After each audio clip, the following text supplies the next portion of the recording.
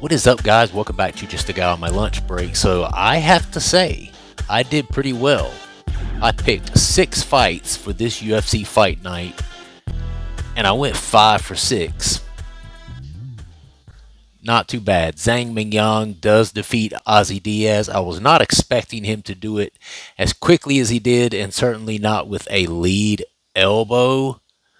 But when I look at, and of course, Ozzy Diaz didn't have any fights in the UFC before this. He was in Lights Out, Extreme Fighting, I believe it was. So we didn't have a big sample size of fights to look at on him. But just looking at his body, a little bit softer. He definitely looks slower in his attack. And, Ming Yang looks like a well oiled machine. He's like a cyborg out there with the way he throws his combinations. Obviously, a quicker athlete. And, just from what I saw from his last fight where he finished that guy, I was thoroughly impressed. And I just did not see Ozzy Diaz being able to get over on him. So, hey, 1 for 1. Zhang Mingyang winning that fight by TKO. Okay, elbow. And a lead elbow. Damn, that was brutal. Next, moving on up the card, Carlos Ulberg defeats Volkan Ozdemir by unanimous decision. I did pick Ulberg. I expected him to get him out of there maybe sometime in the third round. As Volkan Ozdemir is a really tough guy, veteran. I mean, his nose was broken. I think his nose got broken in probably the end of the first round, maybe the beginning of the second. So he was fighting most of that fight with a broken nose, and he still was able to make it through. Carlos Ulberg, too tall, too technical. He trains out there in Australia with a bunch of killers, Alexander Volkanovski. You got Israel Adesanya. Oh, yeah, that guy. I mean, he trains out there with all those killers. You're not going to train somewhere like that and not get just better by leaps and bounds as time goes along. Now, he's 34 years old. So, depending on how well he takes care of his body, how much damage he does or doesn't take throughout the rest of his career, he may not be in there but a few more years. So, if he's going to make a run at the top of this, light heavy division, he's going to have to make it soon. Okay. But Carlos Ulberg looked good, too technical, too long. Kept that jab in Ozdemir's face the whole night, and broke his nose, like I said early on. Continued to hit him in that nose throughout the rest of the fight, and a strong unanimous 30-27 decision. Moving on up the card, Gabriela Fernandez defeats Wang Kong. This is the only one that I did not get right in terms of who I thought was going to win the fight. Gabriela Fernandez gets Wang Kong down. And, I talked about Wang Kong having a 100% takedown defense rate. Well, guess what? It's not 100% anymore. It's more like 90-something% now, because Gabriela Fernandez was able to find a hole in that, was able to get her down. And then, it was about a minute or so into round number 2, gets her in the rear naked choke and actually puts her out of there. I mean, homegirl passed out. First loss overall. I mean, she was 6-0. Wang Kong was before this fight. So that says a lot about Gabriela Fernandez, man. Really hard nose, getting in there, not caring about the 6-0 record. Going in there and implementing her game in front of Wang Kong's home crowd. Got to give her respect for that. So she gets that win. Except I was kind of mad because that's the only one I got wrong out of all of the ones I picked. Muslim Salikov defeats Song Kenan by KO. Spinning wheel kick at 3:49 of round 1. So, I mean, I was just, blowing Salikov up, talking about he just had a killer overhand right, and that his boxing was pretty good, that it wasn't off the charts, but that his boxing was good enough to where I felt like his weight and how big he is in that welterweight division, I felt like he was going to be able to give Kenan some problems. But what do you know? I got the victor right, but the method of victory, I was way off. Finishes Song Kenan with a spinning wheel kick that boom, Mollywopped Kanan right upside the head. He was down. I don't even remember if it took a follow up shot. All I know is he went down like a sack of potatoes, and the ref pretty much jumped in immediately. So Muslim Salikov, and that was at the end of round one. So he got it done a little quicker than I expected. I think I chose him to, or I picked him to get it done sometime in the end of round two, I believe, that I felt like he would finally catch Kanan with his hands down.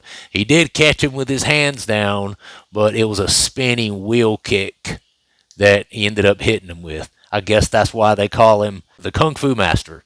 I tell you what, he doesn't look like a Kung Fu Master, but Homeboy proved to me tonight that he is a Kung Fu Master with that spinning wheel kick. Amazing. Yan Xiaonan defeats Tabitha Ricci. Got this one right as well by unanimous decision. This is pretty much exactly how I picked it. I picked kind of a 30-27. I didn't think that Tabitha Ricci was going to really have anything for Yan Xiaonan. Yan Xiaonan showed me all that I needed to see from her that last fight she had with Zhang Wei Li. If you're able to stay in there and have that kind of war with a top flight athlete like Zhang Wei Li, even if you're able to survive that, that lets me know that you're ready to be up at the top of the division. She showed it again tonight against Tabitha Ricci. Listen, Tabitha Ricci is no walkover, especially with her takedown. She always comes in real good shape. Her grappling's really good. Her jiu-jitsu is really good. But she just didn't have anything for Zhao Nan. You know, strong decision win, 30-27, all the way across the board. And yeah, Yan Xiaonan gets it done. Piotr Yan, my man, defeats Davison Figueiredo. I'm pretty proud of this one because I was confident that Piotr Yan is where the buck would stop for Davison Figueiredo in the bantamweight division, and I was right.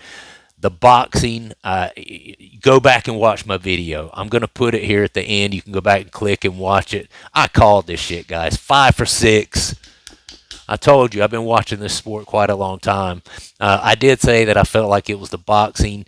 You know, Piotr Jan's got an extensive amateur boxing record. And a lot of people say, well, this is MMA. That's completely different. No, no. If you can't get Piotr Jan down and keep him there, and then you end up stuck on your feet with him, and you're also a person who is willing to kind of stand in the pocket or close to the pocket and have kind of a kickboxing battle with a guy like Piotr Jan. He's too quick. His combinations are too good. In addition, he throws not just 2-punch combinations. I'm talking about 3, 4-punch combinations. And he's very defensively sound as well. He's really good at hitting, but then not getting hit at the same time. There's nobody better in the bantamweight division. And, you know, obviously he had a really close fight with Sean O'Malley. Sean O'Malley gave him a lot of trouble because Sean O'Malley is not only an excellent striker himself, but he's about 4 inches taller than him, had the reach on him. Sean O'Malley's got great movement. So that's something that Piotr Jan had quite a bit of trouble with because Sean O'Malley wasn't there in front of him to be hit. You understand? But a guy like Davison Figueiredo, same height, not any bigger, all other things the same. You're just not going to be able to stand in the pocket and box with a guy like Piotr Jan who has tons of amateur boxing experience, okay?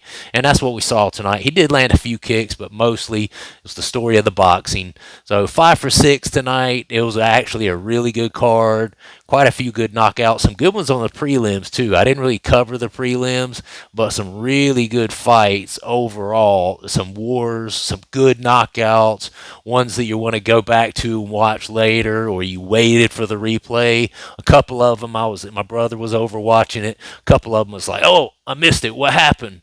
And, you know, made sure to stop and watch the replay. We had those sort of knockouts. And hope you guys enjoyed it. Subscribe to the channel if you've not. Like the video, comment, let me know what you thought of the card overall. Let me know what you thought about Piotr Jan doing this thing. What a freaking fight, man, especially when he got to the 4th and the 5th rounds when they both started turning it up. Whew, that got fun. My dad, my mom, my dad and my brother, along with my mom, was over, and it's hilarious to see my 80-year-old dad standing. I could see him over there. Wow, these guys aren't letting up, are they? He gets into it. My dad gets into this stuff too. He doesn't watch it regularly like me, but when he comes over on a Saturday and they come over to see my little boy and spend a little time, yeah, my dad's a sports nut. He'll stand there and watch the UFC with me. It's fun to watch him watching. But anyway, hope you guys have a good evening, and I will see you on the next one. Just a guy on my lunch break. Out.